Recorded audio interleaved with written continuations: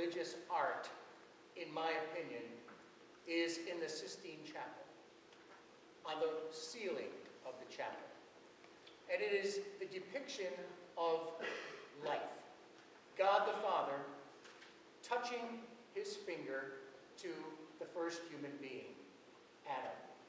Any of you ever seen it? It's very moving. It's transmission of life. Today is Respect Life Sunday. I'm wearing a button. There's buttons out there for you to take on your way out. It's also Respect Life Month, when we pledge and promise to respect human life from conception to natural death. Transmission of life. After God created human life, he said later in Genesis, it's not good for man to be alone. We are social beings, aren't we? We are meant to live with one another, to care for one another, to be interdependent with one another, to look after one another. We were meant for each other. Shortly after this position in Genesis, Cain says quite rhetorically, after he kills his brother Abel, "Am I my brother's keeper?" All of the Hebrew and the Christian scriptures that follow say, yes, we are. Life is very important. We are social beings. The great sign and social nature of men and women is marriage, in which the two become one. Man is not meant to be alone. I have a short story to share with you by Patricia McGuire, and gives an excellent example of the value of the respect needed among married couples. In the days when dowries were expected, Johnny Lingo, an entrepreneur on the Pacific island of Kiniwata, offered 8 cows to the father of Sarita, whom he wished to marry. Sarita was plain and too thin. She walked with her shoulders hunched and her head down. She had no self-esteem whatsoever. Usually, a dowry consisted of 3 cows, or 5 at the most. 8 was unheard of. Nevertheless, that's what Johnny Lingo gave.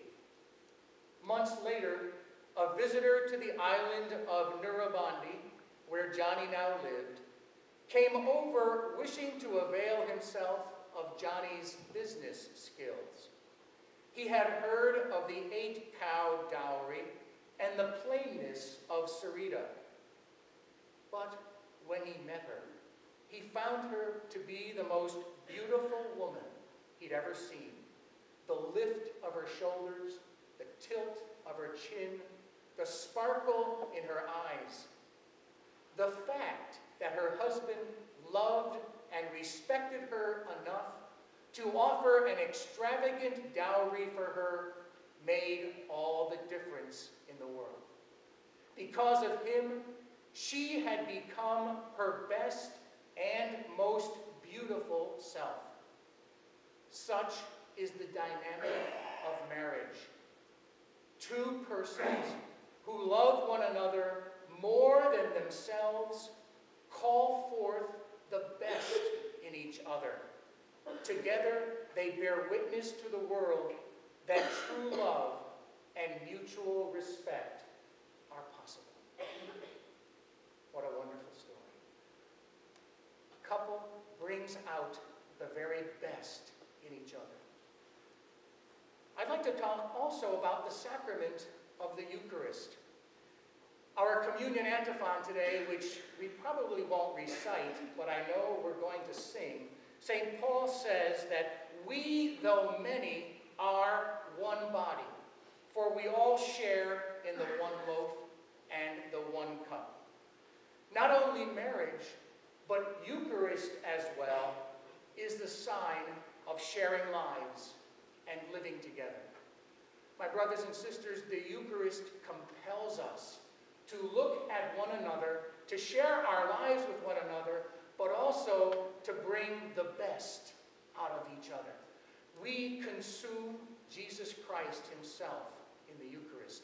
If we cannot go through life looking for that divine spark, that divine nature, that Christ-likeness in each of our sisters and brothers, no matter who we are, no matter where we find ourselves, we fall short of receiving the Eucharist.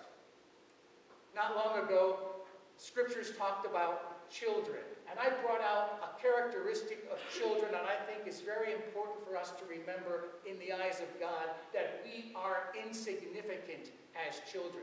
If we don't think of ourselves so grandiosely, but if we think ourselves as insignificant, we will treat one another the same.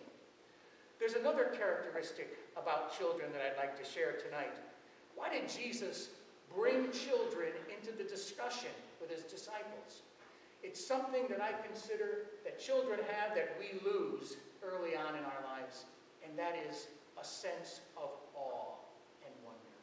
Children have that sense of awe and wonder about everything, about nature and about people. John Updike warns, if we adults do not keep on speaking terms with children, we cease being human beings and become machines for eating and earning money. What a tragedy that would be. A sense of awe and wonder that we are so privileged to be on this earth with one another, to form that community of life and love, not only as married persons, but as people who consume the body and blood of Christ, people of the Eucharist. A privilege indeed to live in awe